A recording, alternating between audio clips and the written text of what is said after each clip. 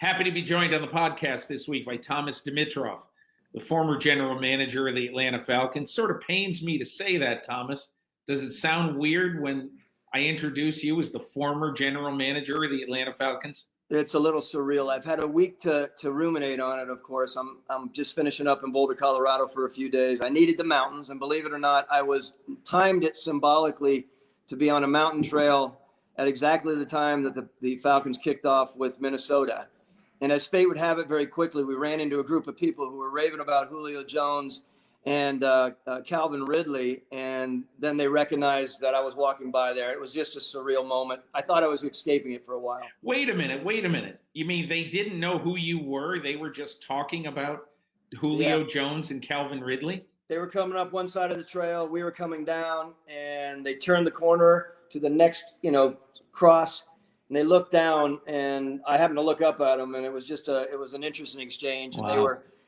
they were ready to get selfies and everything. I thought that's not exactly the selfies that I want to take with the NFL fan base, but it was a good conversation. Yeah.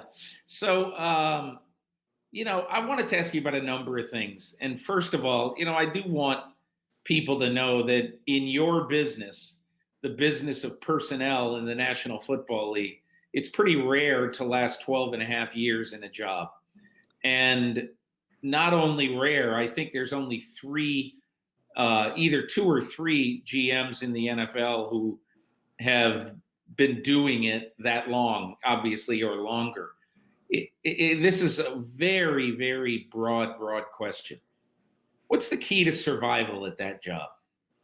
I think number one, it's obviously having a very good relationship with your owner. That's key. I think alongside of that is an incredibly important relationship, communicative, respectful relationship with your head coach, who is your partner in the team building element of it. I took a lot of pride in my relationship with Mike Smith. We had a great relationship all the way through until, of course, 2015. And then when Dan came on, I take pride in, whether anyone else thinks this or not, I think with Dan, like, we had one of the best relationships in sport with the GM head coach relationship. To me, that is very, very important. I think it comes with the communication with both of us as co-team builders, and it is massively important. If you don't have that, I've seen some amazing football people last, a fraction of the time because they just could not get it right with the relationship with their head coach. Thomas, not to get morbid or anything, but I want to know, take me into the moment that you were fired, which is now 9 days ago. What exactly is that like, and were you expecting it? Well, I would have to be honest and say I wasn't necessarily expecting the timing. That said, this is a win-driven league, as any sport league is, and I know it more than ever, having been around now 27 years in the NFL and 12 and a half here in Atlanta. That is something that is, it's odd to be in that spot. And I start thinking about it, and I start thinking about when that moment happens. And I've been around football all my life. My father was a longtime coach collegiately in the CFL, as well as a personnel man. I was born and raised to understand that, they don't necessarily hire you to retire you, is the line that Smitty used to use. I will footnote him on that.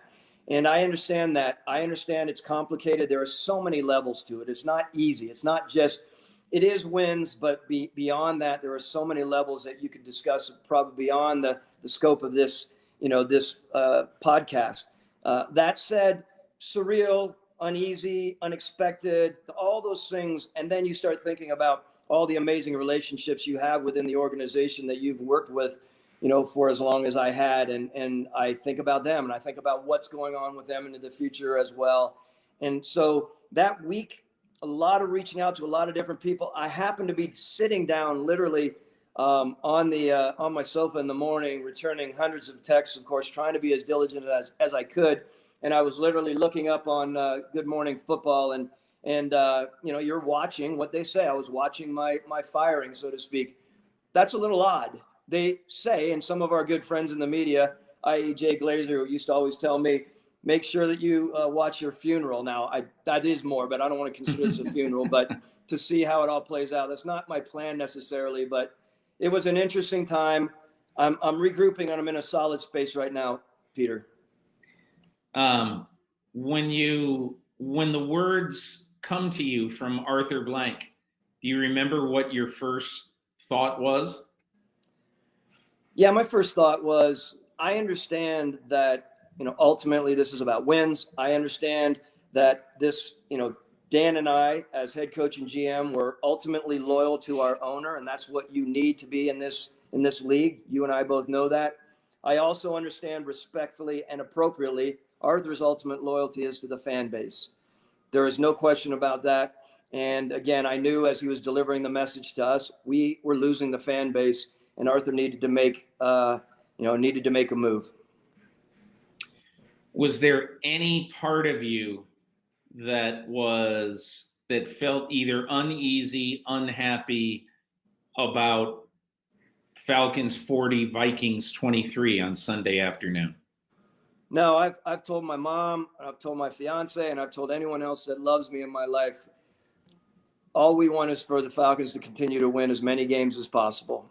And it wasn't at all. It was a situation that I know this is a very good football team.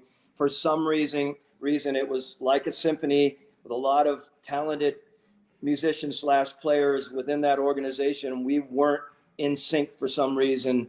I'm looking forward to watching how it plays out. Dan and Raheem are very good friends. I know that Dan is happy for Raheem. Not to speak for Dan, happy for him. I'm happy for the way the organization is going to continue. So I was not disappointed. I was not upset. More focused on my hike, quite honestly, until I got back and sat down and had a number of texts reminding me of what was happening in Atlanta. What are you going to do with your life? It's a great question. Right now, I don't know. It's only a weekend. I have a lot of thoughts. Thankfully to Arthur, I mean, I'm in a good situation right now with some time left, and that's an important thing for me, of course, making sure that I do have the financial wherewithal to step back a little bit and not have to jump into anything right away. That said, I'm a competitive person, and I have a lot of ideas about potentially what I want to do. Not sure exactly where it's going to be, Peter. I think that'll become clearer as I continue to navigate through the next few weeks. Do you believe that at some point in your future you'll be a general manager again, or has the thought occurred to you, maybe I want to try something completely different? Look, I have waves all over the place with that. I mean, I'm again spending a little bit of time out here in Boulder, Colorado, and you're very aware of my cycling fondness and hiking out here, et cetera, et cetera. To be out in nature is really, really important for me to delve into my sort of mind, body, and soul element. I don't know yet. I mean, I've thought about it. There are many times I think about what would I do different in all of this. Obviously, I'm not on the field, but what would I have done, as a partner of Dan's? What would we have done together, and how would we have adjusted it? Dan and I, again, have a great relationship, and I want to continue to delve into that with both of us and be very honest and candid, because I think that is what's incredibly important for both of us into our future. My personal feeling is I think Dan is a very talented coach. He's a big-time motivator, and he should be back in the league as a head coach. That's, of course, up to him. Again, I can't comment on that, but he's done some great things. He did some great things, of course, in Atlanta, and I'm impressed with how it is, and I hope that we can continue to talk and grow with each other and see what we would adjust moving forward. Two questions about the Falcons in your tenure. The first is, there are those who would look at your team of recent vintage and say, well, they're 4 games under 500 since they lost the 28-3 lead to New England and lost the Super Bowl, and they never got over that. What do you believe about that? I believe Dan and this organization came into 17, played beyond to get deep into the playoffs. Unfortunately, that didn't progress into getting us back into the Super Bowl to give us an opportunity. After 17, I feel like we were working really hard to build the right team, get the right players in, and again, back to that symphony analogy. It's just felt like one group was playing well and another wasn't for some reason, and why we were hitting and missing on that is complicated for me. And that goes back to wanting to sit down with Dan and talk about all the nuances of building a team, from not only building a team, on the draft board and acquisitions, et cetera, but building the team, the morale, what Dan affectionately called the brotherhood, and where brotherhood went during those years after. Did it settle? Was it watered down for some reason? I'm not quite sure. I know Dan beyond put his heart and soul into it. And I know the players believe that and the organization believe that. I believe that I was an important part of that along with Dan. And where it went awry, it's still perplexing at times. I want to ask you one question about a move that you made that I think is a really interesting move from the standpoint of a decision a general manager has to make. And you make decisions sometimes and don't really know at the moment whether it is the right decision, but you feel so strongly about it. And that is the draft trade up for Julio Jones, almost a decade ago. And that draft trade up where you traded from the low 20s up to number 6 in the first round to enable you to trade for, or to pick Julio Jones. You asked people who you trusted, people who you know in this business, including Bill Belichick, what do you think of this? And I've always heard that Belichick told you, don't do it. A, did he tell you don't do it? B, why did you do it? Well, Bill and I had some really good conversations about a lot of things that I respect, beyond, and it's been recorded in Michael Holley's book, so I won't continue to talk about that. That said, why did I do it? The reality was I realized along the way that, interestingly enough, when we were playing in those early years in 8, 9, and 10, we were on our heels many times with those really high impactful receivers or offensive targets. And that was big for me. And I wanted nothing more than for us as an organization with Matt Ryan, having taken the lead by guys like Bill Belichick and guys like Bill Polian, who made sure that they had the right people around their stud quarterback. That was really important for us to get a guy that was going to have people on their heels, whether he was catching 4 balls or 14 balls. People were really worried about playing the Atlanta Falcons offense. That was massively important to me.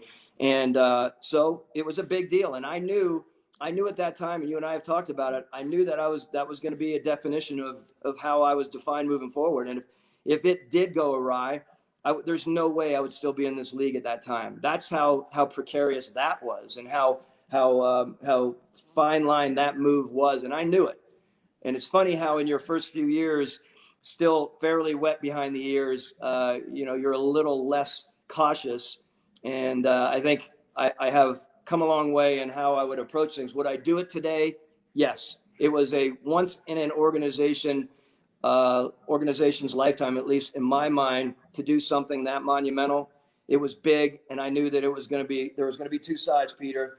The side that thought, wow, maybe this guy knows what he's doing, and the other side who thought I was lost in wherever I was lost. But if a guy, but obviously, and you don't want to get into this yourself, I understand. But if a Bill Belichick, who at the time was maybe not seen as exalted a football guy as he is today, but still probably the most knowledgeable personnel / coach that there was, saying, I don't know about that. I might steer clear of that. What is it inside you that said, I got to do what I think is best for this team? Bill always taught us along the way that you will know your organization better than anyone, categorically. And there I was in the middle of that conversation. Huge respect for Bill and how he is at so many levels. And it was a crossroad times for me, Peter, because at that time, still, again, quite young in the business, I thought I'm going to be listening to who is one of my, mentors in this league, with the unbelievable regard people have for Bill and his knowledge. And the crossroad was, wow, I'm now making this decision on my own. So I'm ready to continue to take, this job head on without looking to the side and looking for advice. I love advice, believe me. But at that point, I knew that life was changing for me as a general manager. The last thing I would ask you is, if a friend of yours in the league who has not been a general manager, let's say, or a friend of yours from elsewhere in football called and said, I'm thinking of getting into this. I really think that I have the knowledge to be a general manager. I really think I can do this, but I want your advice. What has being a general manager for 12 and a half years in the NFL taught you both about football and about this job?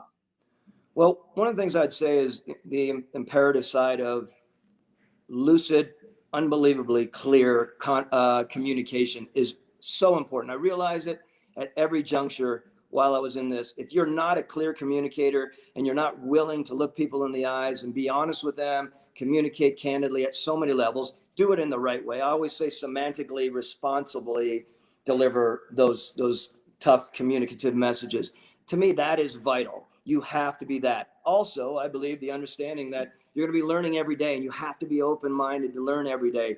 You're going to get kicked in the stomach left, right, and center in this job. And you're going to have an incessant tug on your time, which is not easy for a lot of people. I know a lot of people that got into this job who just realized 1, 2, and 3 years in, this is not for them because of all of the time that was put into it and how it was pulling away from their being not only a person, but their family, et cetera, et cetera. You have to seriously commit to it and understand that, while you're in this, the commitment is massively important and you have to be on. You have to be on always. That's complicated. I would, in the end, say making sure that you surround yourself with the right people. I'm a big believer in positive, passionate, and persevering people. I think if you don't have those people around you, you have no shot to last much more than a year or two as a general manager. And then lastly, I really, really do believe in, I'll throw out this, but, that idea of really soaring for things and going for it. You can't sit on your hands in this league, Peter. There's no way, not for long. I don't care who you are. You can't just conservatively navigate through and put a piece here and there together. 100% believe in going for it. I know that's the X game, line, go big or go home. But, brother, I believe that that's the truth. You have to be smart about how you go after things. Thomas Dimitroff, a long life in football, an interesting life in football. Thank you so much for joining me today. Thank you, Peter. Hey, listen, I really, really appreciate you doing this. Thanks. I appreciate you reaching out, and I'm sure we'll be in contact. Again, I have no idea where I'm going. I know you got to eat, keep going. We'll talk soon. All the best. Thanks a million. Thanks, my friend. Hi, I'm Mike Tirico, and thanks for watching. Make sure to hit subscribe for the latest news and highlights from NBC Sports.